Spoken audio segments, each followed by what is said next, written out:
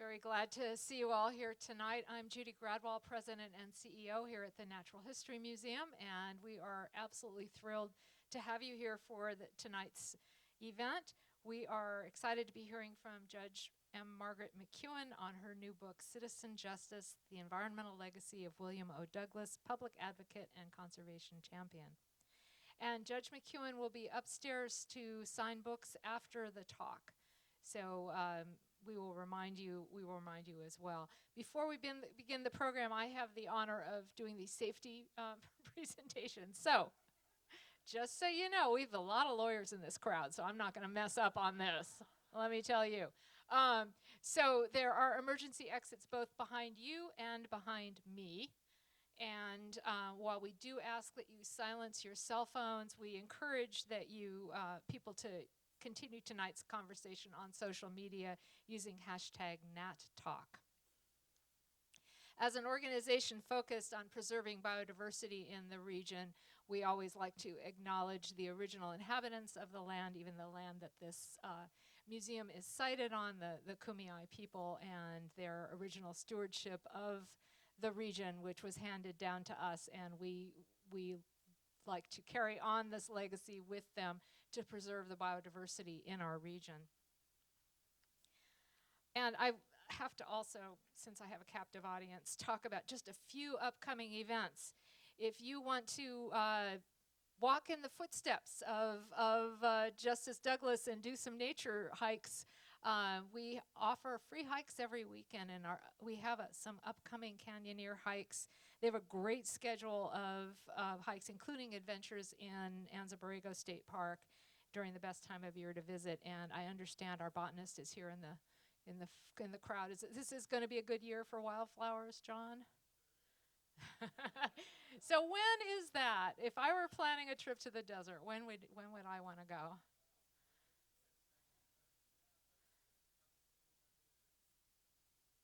Another few weeks. If you haven't seen a spring bloom in the desert, that is a sight to behold. Well, some of us have to go on weekends, but so the hikes are by reservation, and they tend to fill up quickly. So if you are interested, I suggest signing up on our website. Our next Nat Talk, which will be on Tuesday, February 28th, our mammologist from the museum, Scott Tremore, is going to talk about how scientists at the Nat and other organizations use camera traps to study and help wildlife. And this talk is an extension of our newest exhibition, Caught on Camera, which showcases the beautiful photography taken when by animals by themselves. It's essentially candid shots that animals are taking, and it also helps us. It's a tremendous research tool. And then back by popular demand, how many of you have joined us on our rooftop for drinks in the summer? So I'm happy to announce that our Nat at Night event series is going to be starting on Fridays after Memorial Day, but we are going to be open one Friday a month and have the bar and going on the roof. And the first one will be it'll be the third Friday of every month. The first one will be in February. So until 10, you can explore the museum after hours, and half-price admission after 5 p.m., and we have all of our exhibitions open. So I just want to take a moment to thank our sponsors. We have our promotional sponsors, the San Diego Federal Bar Association, the Association of Business Trial Lawyers of San Diego, and the Lawyers Club of San Diego, and the San Diego County Bar Association. Kind of a clean sweep of the judiciary here in San Diego. She's got a good fan base. And then the 2022-23 season of Nat Talks is made possible by presenting sponsor, the Downing Family Foundation, and media partner KPBS, the public media station serving San Diego and Imperial counties. And we're very pleased to have KPBS here with us tonight. I'd like to welcome Deanna Mackey, the general manager of KPBS, who's going to introduce tonight's speaker.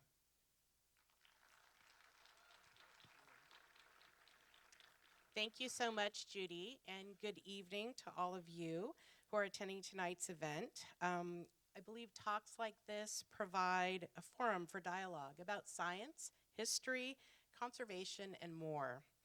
I'm thrilled to hear about this hike in the Anza Borrego Desert State Park. I currently serve as Vice Chair of Parks California, which is a statewide organization that helps to provide climate resiliency and inclusion for all of our state parks.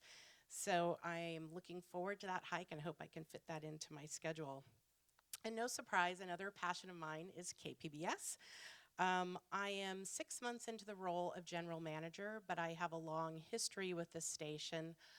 Prior to coming back as general manager, I spent 7 years running the Public Television Major Market Group, which is a consortium of the largest 40 stations in the country, and KPBS was a member of that organization. And prior to that, I spent 25 years at KPBS, my last 6 years as COO, working with former general manager Tom Carlo. So I have a long history as a staff member, as well as a member and a user of our service. So I appreciate all of you in the audience who are fans of KPBS. We really feel at the station that we have a responsibility to support organizations that share our values and are doing good work here in San Diego, thus our partnership with the Natural History Museum. We also share a love of education, both organizations. And KPBS, as many of you know, is committed to covering science, health, and technology issues that have both local and national significance, and helping to provide a greater knowledge of our community for all of our residents. Our recent local news coverage on these topics have included a Q&A on the City of San Diego's food waste recycling program and how the Air Force and Scripps Institution of Oceanography work together, and how residential batteries linked over the internet could help California's electrical grid. So equally important to covering the stories in our community is providing a sense of community. We are dedicated to connecting the people of this region with trustworthy, in-depth information. We want to bring people together and support others in doing so, as well, like we are doing tonight, to discuss top-of-mind issues and celebrate our region's diverse culture. So I'm happy to say, after nearly 3 years being out of our building, both as a result of COVID and a massive remodel, we are returning to our KPBS home at the San Diego State University campus. Over the next 3 months, our staff will be moving back in, and we are going to be opening the doors to the public. So I hope from March forward, as you start to hear about our open house events, many of you will come join us at our KPBS home. And without further ado, I'm now very pleased to introduce tonight's speaker. So Judge M. Margaret McKeown has served almost 25 years as a judge on the U.S. Court of Appeals for the Ninth Circuit. She's a member of the American Academy of Arts and Sciences, an affiliated scholar of the Center of the American West at Stanford University, and a jurist in residence at the University of San Diego School of Law. As a former White House fellow, she served as special assistant at the White House and as special assistant to the Secretary of the Interior. She is here to speak about her new book, Citizen Justice: The Environmental Legacy of William O. Douglas. Like her subject, the judge is a child of the West, a distinguished jurist, an incisive writer, and a lover of wild places. She uses these connections to powerfully account William O. Douglas's enormous contributions to the modern conservation movement. We're looking forward to hearing what she has to say. Welcome, Judge McKeown.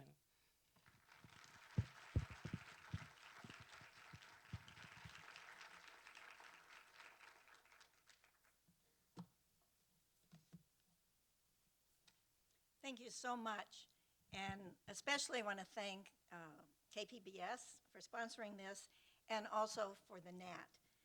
You know, Justice Douglas would have loved this museum, and I'll tell you why. Well, first of all, he would have been at home with the idea of hikes.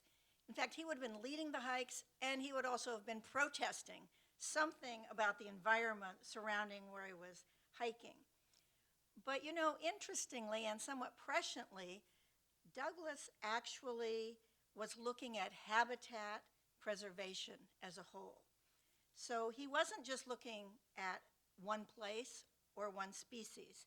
And much like the scientists here at the museum, he was looking at the entire habitat. And interestingly, he was also a citizen collector or a citizen scientist. Whether he was in the Mideast or up in the Cascade Mountains or in some other mountain range across the United States, he collected all manner of specimens of flora. Now you have to imagine, we're talking about the 40s, the 50s, the 60s, and the 70s. There was no internet. So he was taking these specimens and sending them off to scientists, asking for confirmation, asking for details, not only the Latin names, but all sorts of other things. And you can see that in his writings. So now we can, of course, see some of that in his books. He sketched in these little notebooks various pictures of the flowers, and then he would send photos of the pictures off for identification and verification. So he was very much a citizen scientist as well as a citizen justice. Now, sometimes we hear about Justice Douglas and people call him Wild Bill. Why would you call him Wild Bill? Well, maybe because he had 4 wives, and some people thought that was a little bit scandalous. One of them was 23 when she married him, and he was 67. Another part of the scandal might have been that then Representative Gerald Ford tried to impeach him, of course. And of course, sometimes he was called a communist, and he was very outspoken. He was much of a rabble-rouser, I would say. So some of this could be scandalous and probably pretty interesting, but that's not the story that I'm going to tell you tonight. You know, he really should have been called Wilderness Bill, not just Wild Bill, and that was because he became a band leader for America's conservation movement when it needed a national figure. Now, as you'll hear, he really did push the envelope in this regard, both ethically, judicially, and also personally in many ways. He is the longest serving justice ever, 36 years, 1939 to 1975. So he was both fascinating and flawed, as you'll hear, and he lived life on the edge, and that's how he liked it a lot. So before we get into his life and what happened through his conservation career, how did the story come to be? Well, it begins in Wyoming and not in Washington, D.C. So I'm often asked, how did this story come about? Well, I was out snowshoeing one day in my native Wyoming in Grand Teton National Park, and I came across this homestead, and as you can see, it is right to the roof in terms of the snow. So I was contemplating, where could I sit even and eat my lunch, when a guy comes out of it seemingly nowhere, and I say, "Hey, where am I?" I'm yelling down from the roof, and he's yelling back at me. He says, "You're at the Murie Center." And I said, "Oh, yeah." Like a smart person, I said, "I know John Muir." And he says, "No, not John Muir, Murie, M-U-R-I-E.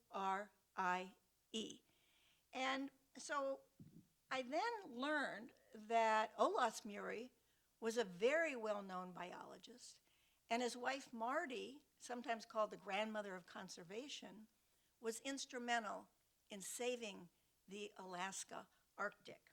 So I began then my affair, love affair really, with the Muries and this Murie Ranch. So here we have it when it's not winter, and it's now under the auspices of the Teton Science Schools, and it's a place for conservation, and it's a place for nature. Now, from about 1945 until the 60s, Olaus Murie was the head of the Wilderness Society. So they called this place Nature's Home. And I wondered, how is it that when I discovered in the archives a letter from Justice Douglas to the Muries, how did they know each other? In the letter, Justice Douglas says, "I think you should donate your homestead to the National Park Service." And I thought that was pretty presumptuous. Give away your house?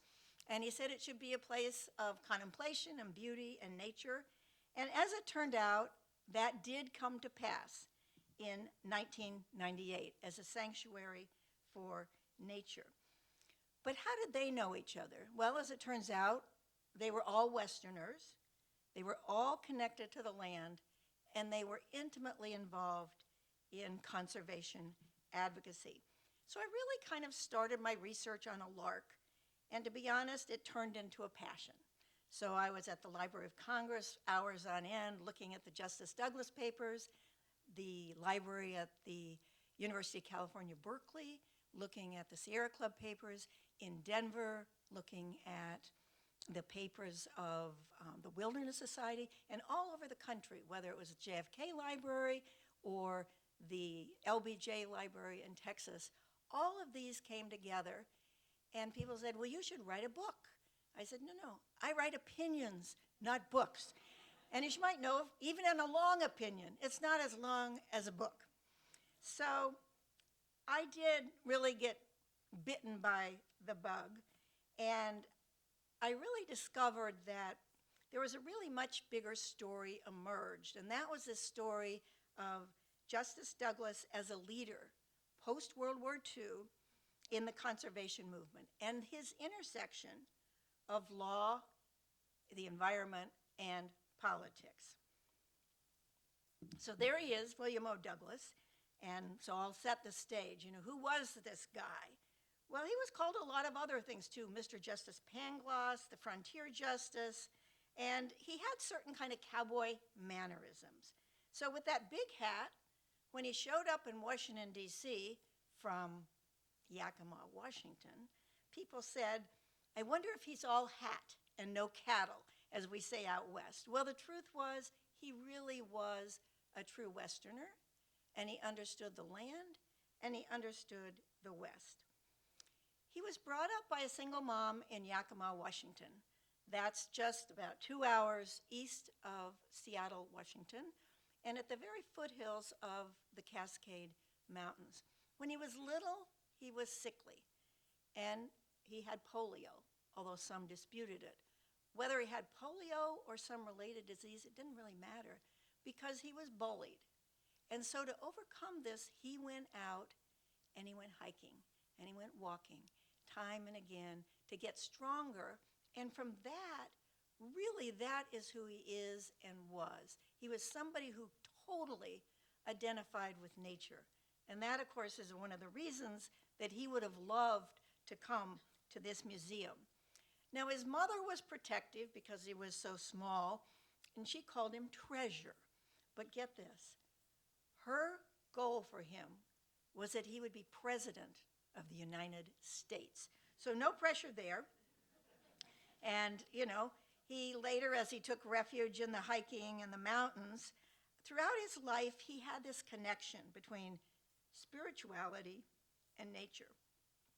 So he goes off to Whitman College, and of course, lore has it from there, he rode the rails to Columbia Law School in New York City. And you read about that in one of his autobiographies called Go East, Young Man. He married a young teacher from Yakima, and at Columbia Law School, he kind of began there his meteoric rise. So at the end of his time in law school, where he did very, very well, he expected to get a clerkship on the U.S. Supreme Court. And as lawyers know, that's really the brass ring if you can get a clerkship. He didn't get it. He was incredibly disappointed. But actually, 14 years later, he's on the U.S. Supreme Court as the second youngest justice ever. Now, before that happened, there was just a short time in between, and as you'll see, he's a very restless person, so he's kind of changing jobs a lot. He goes to what is then and now a very famous law firm, Cravath, Swaine & Moore. He thought that was boring. So he thought, well, maybe he should go out west and practice law. And ironically, he interviewed with my former firm, Perkins Coie, had a different name back then, Perkins Coie, Stone, Olson, and Williams, and they offered him $600 a month to work there. But Cravath said, no, come back east. $5,000 a month. Well, he was pretty much impoverished. He had a wife, they expected children. So he went back east, and guess what? The money didn't change a thing. He still thought the practice of law was boring. So then he becomes a law professor, and I know we have some law professors here. He was at both Columbia and Yale, but he kind of got bored with that. Well, why? He said, well, the trouble with law professors is they just throw out a lot of questions and they never answer them. And he said he wanted to make law more relevant to his life. And so he was only at Yale a few years, and then he goes down to Washington, D.C., to the newly formed Securities and Exchange Commission. And he was brought there because he had an interest in business reorganization. And you might think, oh, that's a little dry. But remember, we're talking about in the late 30s, we're coming out of the Depression, bankruptcies are happening all over. So it was really kind of a hot topic. He comes to the attention of none other than Joe Kennedy. And Joe Kennedy sees this incredibly talented guy, and he's only at the Securities and Exchange Commission a really short time, and they turn him into a commissioner. And then Kennedy leaves the commission as chair, and they name William O. Douglas at a very young age to be the chair. Now, at that time, Roosevelt had named him to the SEC, and it wasn't long after he was on the SEC that the president then named him to the United States Supreme Court. He succeeded Justice Brandeis. Now, here is the political calculus. Roosevelt wants a Westerner on the court. So Douglas and his allies worked very hard to prove he was a Westerner. So he had spent virtually his adult life, of course, on the East Coast. But he went back, and the Yakima County Bar supported him, the newspaper supported him, and they really put a portfolio together that Justice Douglas is a Westerner. Of course, he said, I'm not really interested in going on the Supreme Court.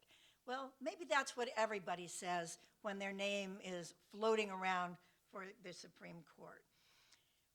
Roosevelt calls him in, and he is a little worried because he's worried that Roosevelt would appoint him to be the chair of the Federal Communications Commission.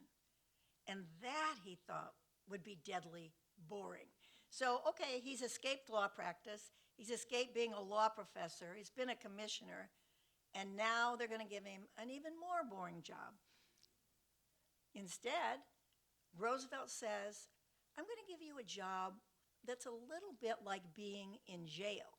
And as soon as he says that, he knew, I'm going to be the chair of the FCC.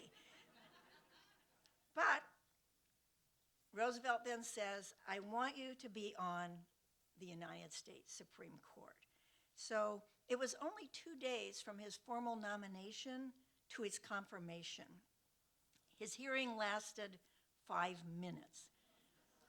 So contrast that with what we've seen over the last several decades. Now, Douglas at heart was a political animal. He thrived in that Washington environment. He went to cocktail parties at embassies, and he even played poker with the president. For him, the president was in some ways like a father figure because his father had died when he was only 6 years old. But between the politicos and the ambassadors, he was well known on the Washington social circuit. So he was then appointed to the United States Supreme Court. So during that first decade, 1939 to 1950, he was in play, believe it or not, as a possible presidential candidate or nominee, and also a vice presidential nominee. Once again, he said, I'm not interested, despite what his mother's hopes had been. So you tell me why it is during the summer of the Democratic Convention, when Roosevelt is going to pick the vice president, that Douglas arranges for a telephone to be set up from his cabin in Oregon to the post office, where they actually had electricity and connection. He wasn't interested, of course. Well, there was a little piece of paper, and it said Truman Douglas, or maybe it said Douglas Truman. Nobody really knows, but we do know that Truman was selected as Roosevelt's vice president. But years go by, sadly, President Roosevelt dies, Truman becomes president, and he asks Douglas to be his vice president. Douglas turns it down, and he says, why be number two to a number two? So, and at the time, he said, you know, politics is perishable. The court is long and enduring. And he even compared the court to a monastery. Although, as we go through his life, you'll wonder, what kind of monastery was this that this guy thought he was living in? But it's true that as he went on the court, as the years went by, he was more and more attached to being a member of the court. Now, there was an event that I think is really a watershed event. He's there in late 49. He has a horse accident. He's out in the Cascade Mountains, and his horse falls on him, 1,600 pounds. They thought he was dead. He broke 23 ribs. So I didn't know he had 23 ribs, but he broke 23 of them. And from that point on, he was sick. He had been on the court for a decade. His marriage was on the rocks to this sweetheart from Yakima. And so now it seemed he probably was destined to stay on the court. And as he recovered from that horse accident, he wrote the first of his autobiographical trilogy, and he called it Of Men and Mountains. And when you read it, you know, he's really talking about that connection between spirituality, nature, and the mountains. But I would say it was around this time in the 50s that he really takes this incredible turn, and he becomes an unapologetic, enthusiastic activist, and he really blossomed. Now, where did he get this idea that he should go out and lobby? Well, I think it came from his first term on the court. The court heard a case, O'Malley v. Woodruff. Don't worry, I'm not going to quiz you on the name afterwards. But here's the scenario. Some federal judge had sued and said, federal judges shouldn't have to pay income tax. The court made short work of that and said, that is wrong. Of course they have to pay income tax, just like other citizens. So later, when Douglas was talking to CBS journalist Eric Severide, he said that he had made a little note in the docket. And he says, young man, you just voted yourself first-class citizenship. So he decided, well, if I'm a first-class citizen, I can do whatever any other citizen does, as long as it doesn't interfere with the work of the court. But that, of course, is the big question. And so what I want to explore with you, of course, is some of his activities and whether it did interfere, if not with his direct activities, at least with the imprimatur, with the separation of powers, and with the prestige of the court. So while he was on the court, Douglas had two abiding themes. The first, he said, wilderness is a place of solitude. It's a sanctuary, and it's a spirituality that begins with the individual in a larger environment. And he said there's a larger history, but if you lose wilderness, you can never get it back. His second abiding theme was that he thought the Constitution was created in order to get the government off the backs of little people. So both of those themes you see in his life and also his work on the court. So I want to talk about some different ways that he dissented. The first of these is dissenting on the road, and consider how his signature protest hikes basically defined him as a national leader. Now, he heroes that we all know from the past. Thoreau, John Muir, Teddy Roosevelt. And that devotion to nature really came full force on his first famous hike, the Chesapeake and Ohio Canal. If you look at his calendar on that day, it's very simple. It's March 20, 1954, and it says hike. And one of the beauties of going through his records, and believe me, he was a pack rat, is that you could look at all these things and imagine what was he thinking at the beginning of that hike. Now, some of you may have been to the C&O Canal, very near Washington, D.C. It starts in Georgetown. And the Park Service had proposed, let's put a highway down there, because that way more people can get there. He read that, and he was appalled. So he wrote to the Washington Post as a justice, and he said, "You are wrong. This is a place of sanctuary, and you shouldn't put a road down to the canal." But he challenged them, "Why don't you come on a hike with me, and I will show you." So he was confident that if they would come with him, they would see this untrammeled canal. So here he is on the canal. You see him walking down there, and that picture of him with his camera is very common. That's the cover of the book. Charles Reich, who wrote The Greening of America, which some of you, based on a quick survey of the audience, might remember. Charlie went hiking with him a lot, and he said Douglas loved to take photos, but he liked it even better when people took photos of him. So lucky for me, there's a lot of those photos, and there he is meeting the Secretary of Interior. He was very smart. He knew if he ended the hike, it's 189 miles the whole time, and he knew if he ended that hike in Washington, D.C., then he could get a lot of publicity.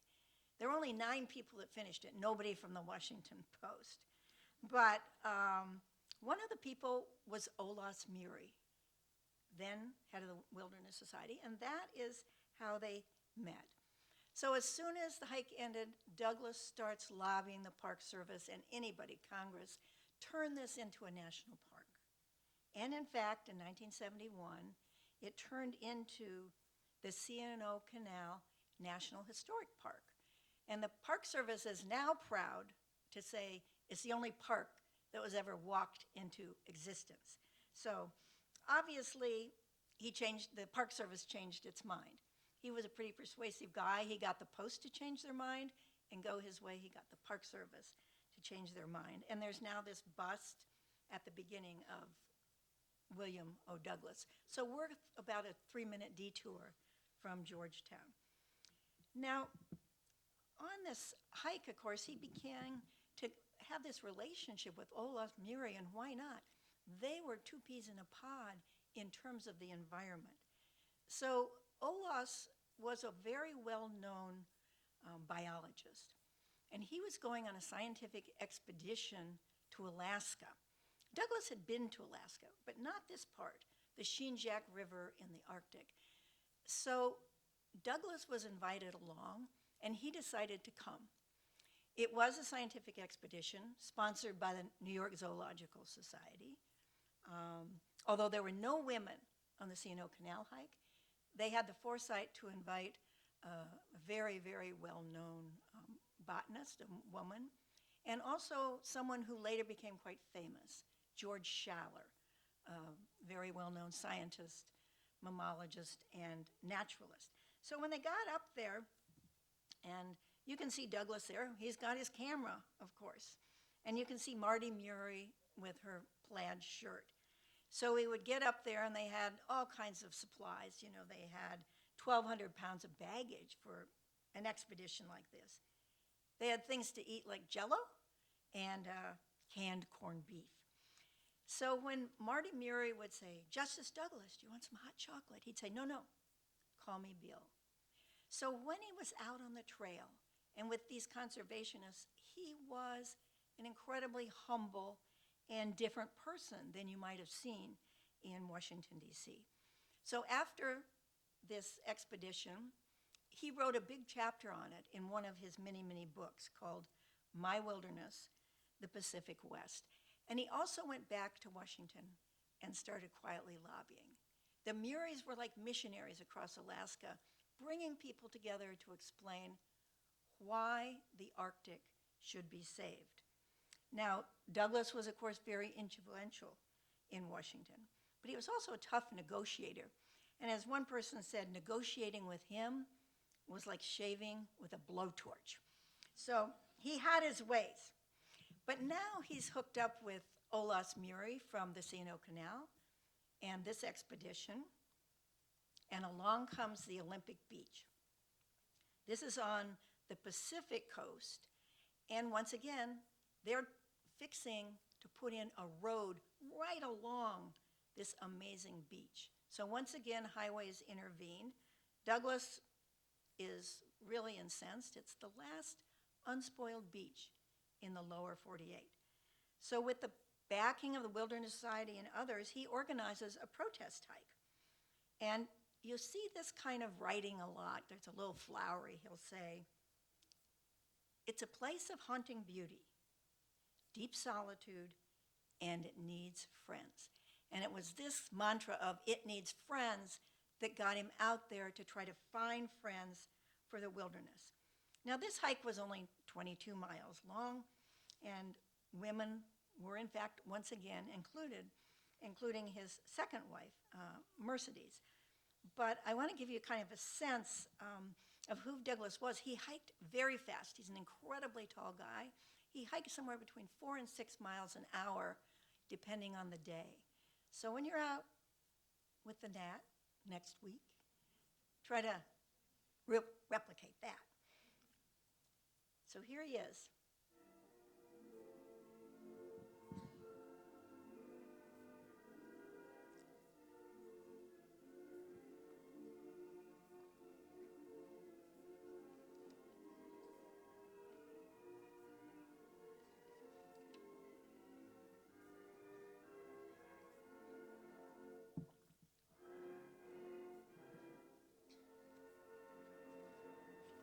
Well, as it turns out, This was a hike to remember.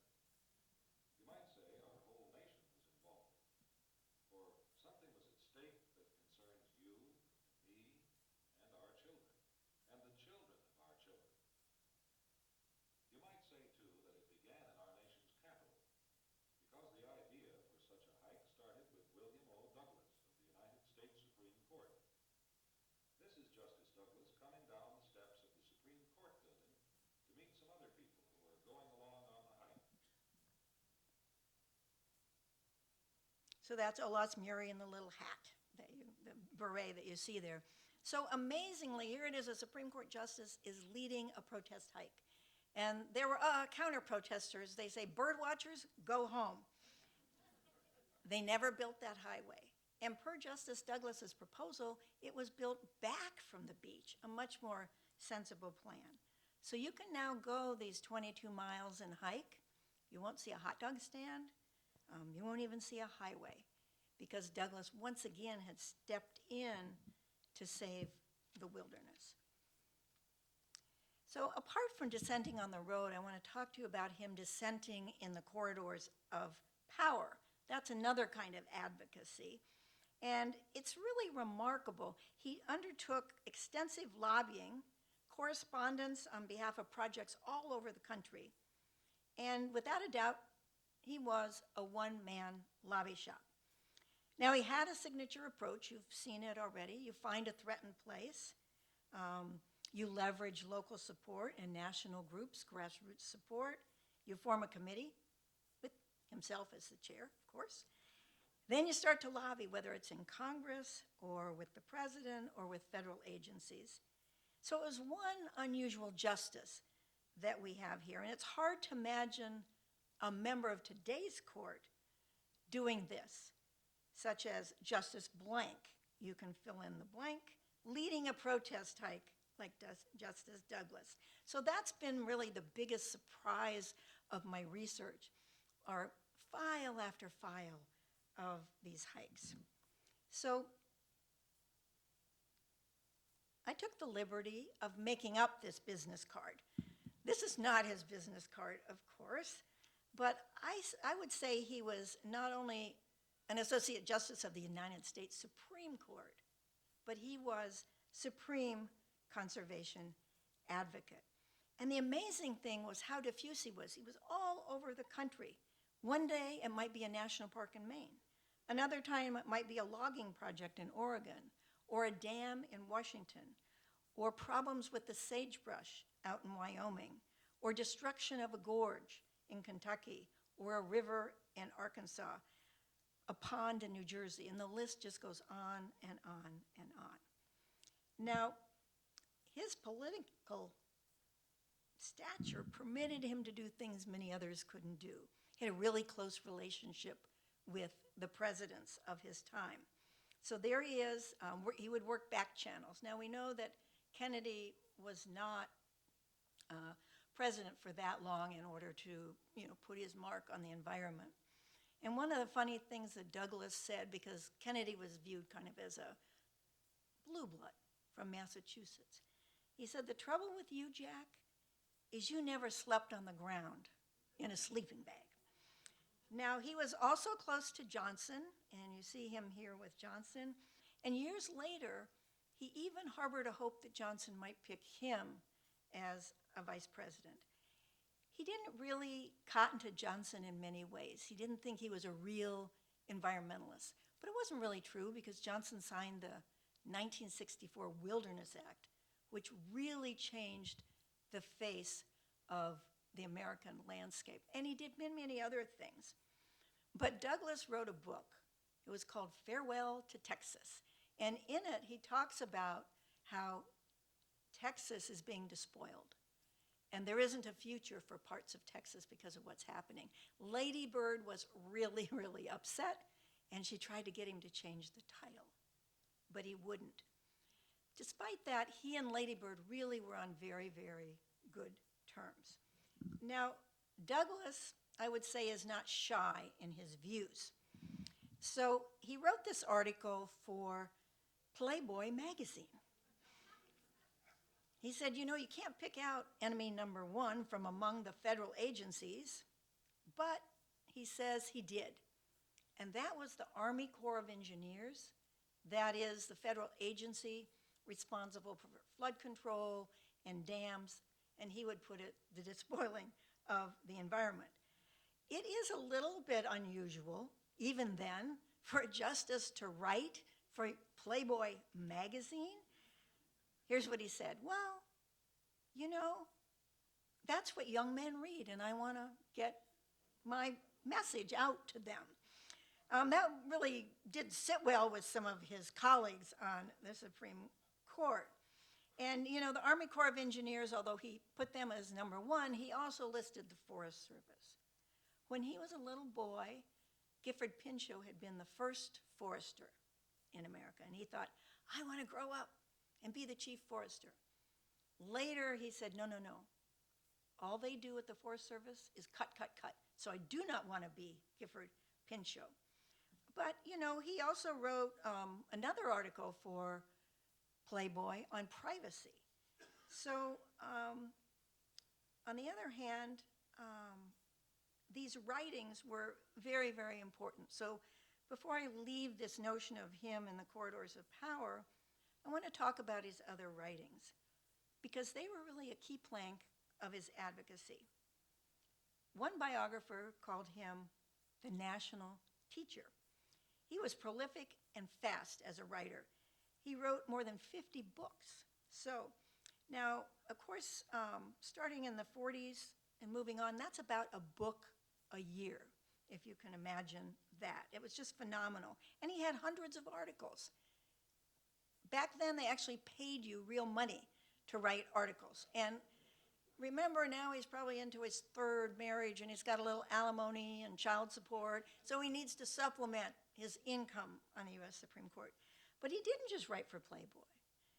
He also wanted to reach America's women.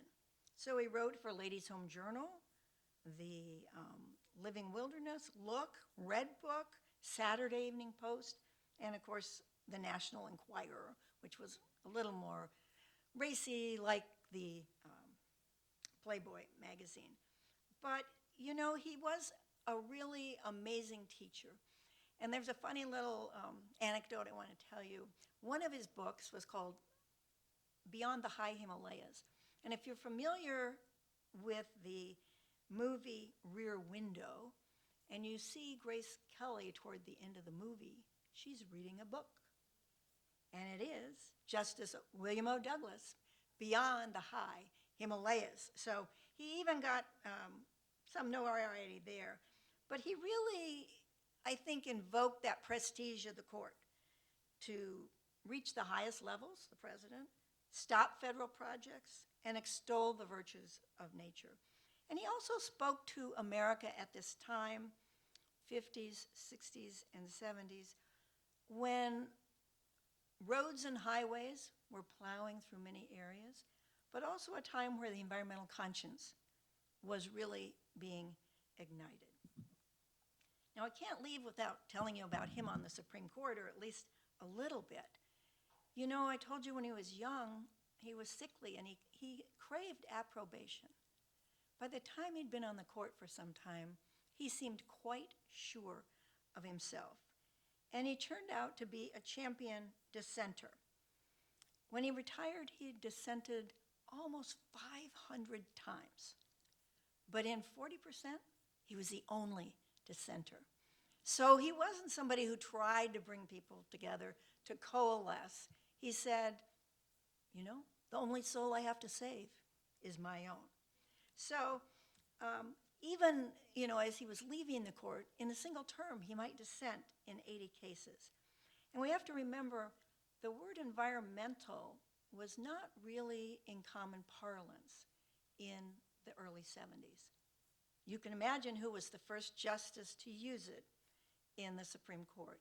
And it was during that time that the National Environmental Policy Act had been passed, but the court just wouldn't take any of those cases.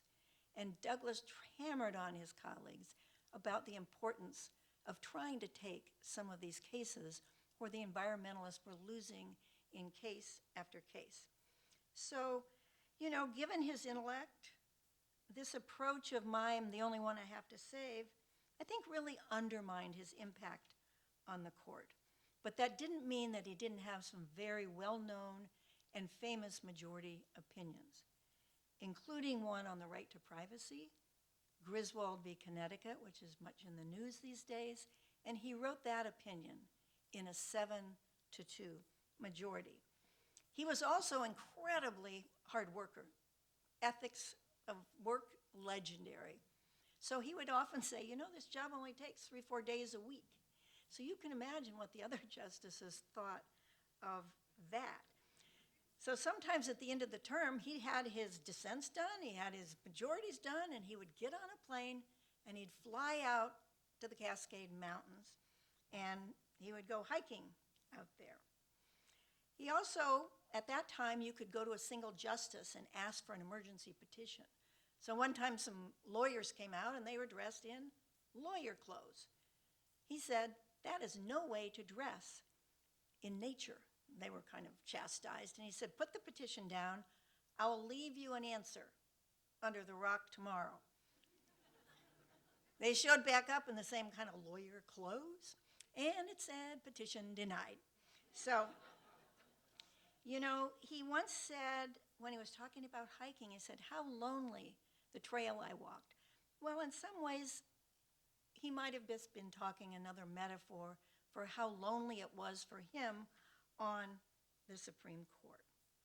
I want to talk about only one case because last year was the 50th anniversary of a case that Douglas wrote a really famous dissent. It was called Sierra Club v. Morton. So the case begins here in California. This is Mineral King Valley, beautiful place in the Sierra Nevada mountains. And this pristine vista was facing a challenge. The Forest Service had approved Walt Disney to build this, a big resort. And of course, how are you going to get there? Well, you have to build a highway to get there, and you have to destroy part of the valley.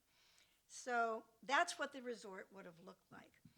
The Sierra Club went to the district court, and the district court said, no, there's a lot of questions here. I'm going to stop construction, stop the project. So Then they went to the Ninth Circuit, where I now sit, and the Ninth Circuit said, no, not so fast. I don't think you should really have stopped the project. So next stop, of course, U.S. Supreme Court.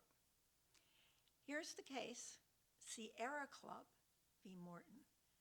Douglas is no stranger to the Sierra Club. He'd been on the board earlier, which is somewhat remarkable, but he'd been hiking protest hikes with the Sierra Club not long before this case came up. So he sent a letter to the Sierra Club, and he said, I do not want to be disqualified just in case a Sierra Club case should come to the court. Now that was a little disingenuous because that case was already there. And he would say, well, he didn't know about it. But the gossip around the court was, have we finally come to the point where Douglas would take himself off the case and recuse? But he did not. So we today see the Sierra Club quite a lot in court. But that was the first time that they had actually been a party in the Supreme Court. And here was the big question. Did the Sierra Club have the right to bring this lawsuit? The lawyers rolled the dice, and instead of saying the Sierra Club's members are going to be harmed, they said the environment, Mineral King, will be harmed. So that was a pretty novel thing, and it was definitely a roll of the dice, and the Supreme Court said, no, you have to have like a real person before you can bring a lawsuit. A mountain can't bring a lawsuit. So Douglas wrote an incredibly passionate dissent. And it's really one of the most famous dissents, I think, in Supreme Court history. For him, it was a rallying cry to open the court to nature. And here's what he had to say. He basically was saying that the voice of an inanimate object, a valley, a meadow, a river, or a lake, should not be quieted. That object should be able to come to court and speak for itself, because the voice of the existing beneficiaries of these environmental wonders should be heard. Well, that, of course, did not come to pass. This was a dissent. And there's some interesting ethical things that went on here between a law professor and the Douglas chambers, et cetera. So you have to read the book for that. But suffice it to say that, that dissent drew on his many years of writing. It drew on his passion. He asked a law clerk to basically write the footnotes. Right after the argument, he sits down, and you can see his draft on a big yellow legal pad, and he writes the dissent in 2 hours. Then he says to the law clerk, can you fill in some footnotes here? So it's a little bit backwards for those of us who are used to working in this arena, but the law clerk did. In the end, the case goes back to the district court. Lots of permitting, lots of hearing, lots of delay, and Disney finally gives up the ship, and you now have no ski resort in Mineral King. Now, Douglas often said he was writing for the future, and I think he was, because this notion of nature's rights has caught on in various countries across the world. And really, large numbers of municipalities have also adopted in their code the right for nature or a natural object to sue. Finally, I'll mention dissenting in his own backyard. Of course, there's his cabin, where he often flew out after he finished with the court. There's his wife, Kathy, in the lower picture, very much an environmentalist. She went on to finish college, go to law school, and become a very well-known environmentalist and also a philanthropist. And she was very helpful in the book with photos and other things. He was a very fierce advocate. He worked with these two women whose ranch was right next to him. They're called the Double K Girls. That's what they called themselves. The Forest Service had a different name. The Forest Service said these are the Blister Sisters, because they were always forever hitting on the Forest Service of stop this cutting, stop this, stop that, and they were backed up by Douglas. So his commitment to his own environment was amazing. It went from efforts in Oregon to save a river, wilderness being logged into oblivion in Washington State, a copper mine of Kennecott copper that was going to destroy a mountaintop. But he also lobbied relentlessly for a wilderness area in that area north of his cabin. And after he died, the senators from Washington sponsored a special wilderness bill, paid incredible tribute to Douglas. There were 2 Republican senators. He had worked very closely with the Democratic senators who then moved on from office. But those Republican senators really paid tribute to him. And ultimately, you now have the William O. Douglas Wilderness Area.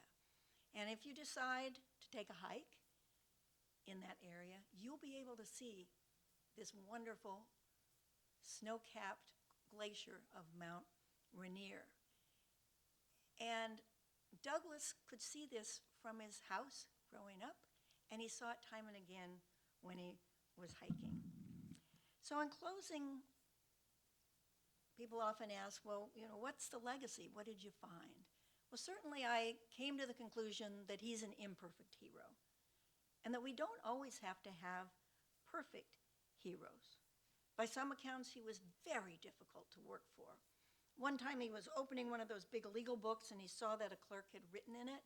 He threw that book out the window. Now, it could have killed somebody. He's up from a couple stories up. And from time to time, he would just fire his clerk. And the assistant would say, come back in tomorrow, he'll forget it. And he did. So I think he had an astonishing legacy in law, in the environment, and the lives of those who knew him. And his clerks, many of them remember him fondly. They went hiking with him on the C&O Canal many times. And it was like, again, that he had this life on the trail and this other life on the court and in Washington. So he was a justice on a mission, there's no doubt about it. He once told a law clerk, get out in the stream of history and swim as fast as you can. Well, he was describing what he had done, swimming as fast as he could. So I think he teaches us both the value but also the hazards of being a contrarian and always being in the dissent. And I would say that one can't overstate his conservation legacy. His commitment and that connection to the land had an enormous impact on our actual landscape. He was a climate canary. He warned of everything from pesticides to pollution, and he really laid the groundwork for that conservation movement that then eased into the environmental movement. When he left the court, and he had had a stroke and left unhappily, he told the justices that it was like going on a canoe trip. At the very beginning, that they were strangers, but that he hoped when they left those waters that he would leave them and they would leave them as pure and unpolluted as he left those which they had traversed. Now, what did he say was his legacy? Well, I think it was hope to be remembered for leaving someone who made the earth more beautiful than when he came. So in that regard, I'll just read you the last paragraph of the book. Douglas was a legal giant, a genius, a conservation hero, and a public philosopher. He always said he was talking to the next generation. And were he to look back on his remarkable journey, he certainly would despair at the environmental challenges facing the planet today. But he would also delight that his relentless faith and his intervention did leave the earth more beautiful than when he came. Many rivers are running free, choice pieces of wilderness have been preserved, and the trees are still standing thanks to Justice William O. Douglas. So thank you for letting me share Justice Douglas's story with you. It's been a pleasure to be here at the museum. And I guess that we're having some questions, is that right? So I will take a few questions.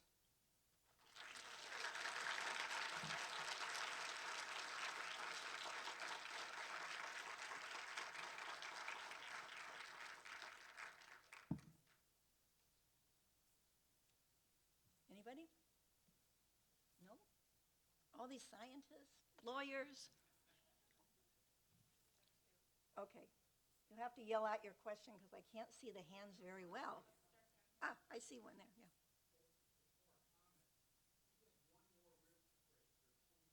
Correct. I learned that when I looked it up. The beauty of the internet, yeah. Yeah.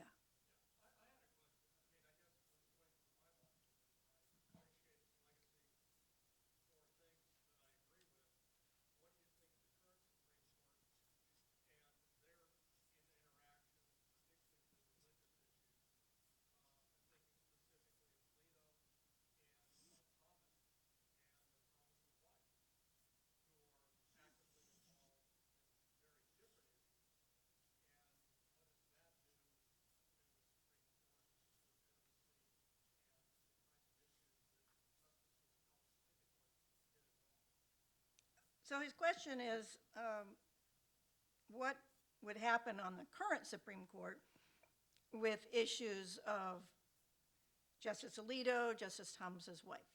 Well, I don't want to disappoint you, but you can imagine I cannot comment. Not only because they grade my papers, of course, but also because that would be inappropriate. There's certainly been a lot of publicity. There's a lot to read about it. I will just say this, that I know purposely in the book kind of went up through Justice Scalia. I did not talk about the current Supreme Court. It's true that when all judges, federal judges and justices take an oath of office, they agree to be fair and impartial, and that would include even the appearance of impropriety. So those are rules that govern Justice Douglas and that govern the court today. One of the things I think I brought to the book that maybe no one else had in talking about Douglas was really taking a look at some of the ethical issues that implicated some of his activities. So I think it's fair to say that he made an enormous impact on our landscape. I can't imagine physical landscape. Can't imagine a justice today being in the role that Douglas was, but he got a fair amount of publicity, so it was not unknown that he was undertaking these activities. And there was more than a little chatter around the court about some of this. But I think that the difficulty comes because people try to think that there's a dichotomy between the hero who's done these amazing things and the scoundrel. And, you know, I came to the conclusion that that kind of dichotomy is not the right way to look at it. I think you can say he was flawed, but he was also fascinating, and he's left us all an amazing legacy as well. Yes, sir.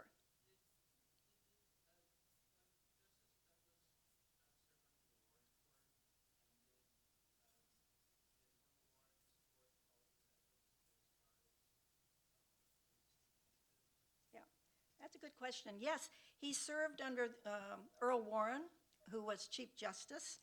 And there is a saying from Earl Warren to the effect of, law floats in a sea of ethics. And that's one of the famous Warren quotes. But picture this. Earl Warren, as we know, served as head of a presidentially appointed commission to investigate Kennedy's assassination, the Warren Commission. So again, that implicated where you had one branch of government, in effect, that is the judiciary or someone on the judiciary, investigating something that had happened in the executive, the presidential branch. And it was true in early years that we had all kinds of justices serving on all kinds of commissions. And one of the most famous ones, of course, is when Justice Jackson leaves the court to go to Nuremberg for the trials. Now, that was the beginning of international law, something completely important to celebrate, but he left people in the lurch. Douglas complained about it in one of the letters, and he left the Supreme Court to become an international prosecutor. So as I traced a number of these examples, there was quite a bit of what I'll call mixing and matching. And as you may remember, that President Taft later went back and became the Chief Justice. When they first suggested he might be a justice, he said, "I've been the president, so I'm not going to just be a justice," which is nothing to sneeze at, of course. So there was a lot of history of the intermixing of politics and the Supreme Court, and I go through a lot of those examples. Douglas said this is a monastery. Frankfurter said this is a monastery, but Frankfurter was out there lobbying for the Zionist cause. So some of these things were issues of the time, but some were also really not in the mainstream, actually. So as you read through the different examples and you think of the different ways that the justices were interacting, you can kind of draw some of your own conclusions about what would happen today if we were to see justices in that way. So I think that's a very important question. I'm glad that you raised Earl Warren. As we know, Earl Warren was very well known, the Warren Court, as one for civil rights and civil liberties. And just this weekend, the Navy commissioned a new ship called the Earl Warren. And I was fortunate enough to be there. Justice Kagan smashed the bottle all over the ship and herself. And it was a very energetic christening. She is the so-called sponsor of that ship. But I think it's interesting that the Navy made an affirmative decision to name a series of ships after a series of civil rights leaders. And they wanted to celebrate Justice Earl Warren, Chief Justice Earl Warren, particularly for his role in the desegregation case, Brown versus the Board of Education. Do you want to take one more question? Yes.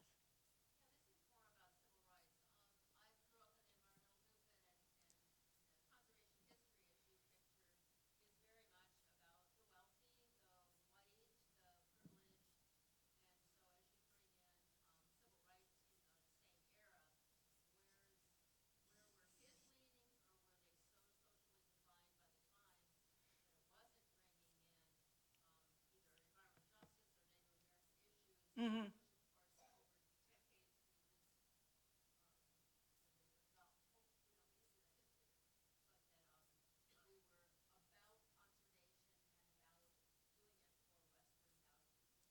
So the question is the white privilege and some of the roots of the environmental and conservation movements, and where did Douglas stand in that trajectory at the same time promoting civil rights?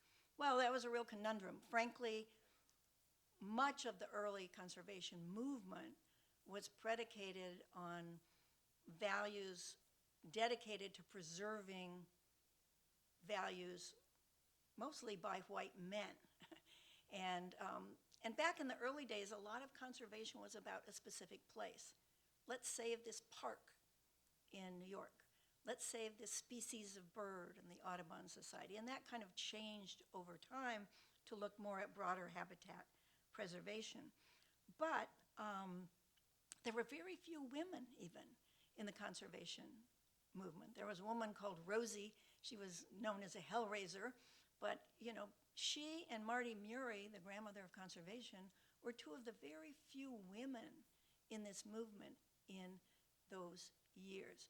So the question is, were they perpetuating something that was really only accessible to a small group of people?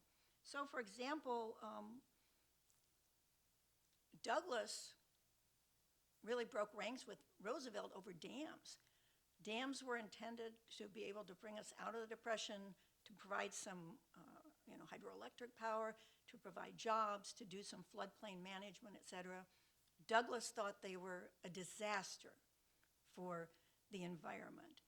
And so there became, I think, these collisions or in fissures that you began to see over time.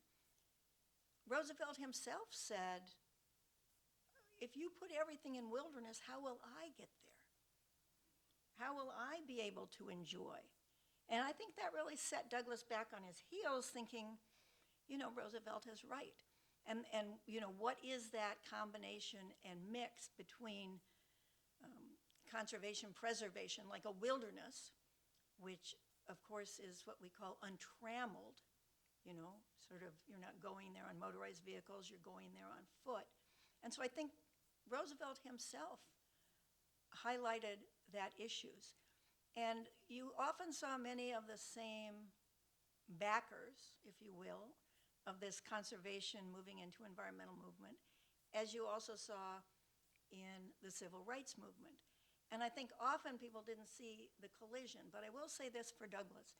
He was very clear, for example, when they were going to run a highway through African American area in Texas, he highlighted that in a dissent to say, look what you're doing, you're ruining a community. So he had a lot of sensitivities to this. He had some dealings with the Indians, which is how they were denominated then. There's a tribe very near where he grew up, the Yakima tribe. So he had various dealings out in the wilderness with them. And he also wrote a number of opinions that were favorable to the Indians. The question was, what happens when Indian rights, tribal rights, collide with environmental rights? Generally, he would rule for the Indians, but I would say if he had to tip, he might have tipped, in those cases, to the environment. So again, he's an imperfect hero. He represents many of these issues that you're talking about that often weren't discussed and put on the table. He was willing to put those things on the table. But he also, I would have to say, was a product of his time and a product of where he came from in Yakima, Washington, which someone has put up a sign since then saying it's the Palm Springs of Washington State. So I think you're going to have to go there yourself and judge. And I hope if you do, you'll be able to hike in the William O. Douglas Wilderness. So I do want to thank you for your attention. I know there's books available. My agent always tells me to say this. Please leave a review on Amazon no matter where you bought the book. And if you don't like the book, you should leave that review also, I'm an equal opportunity listener in that regard. But you've been a great audience, and I know there could be a lot more questions. I see some other hands because this is the kind of audience, that Douglas would have been speaking to. Thank you.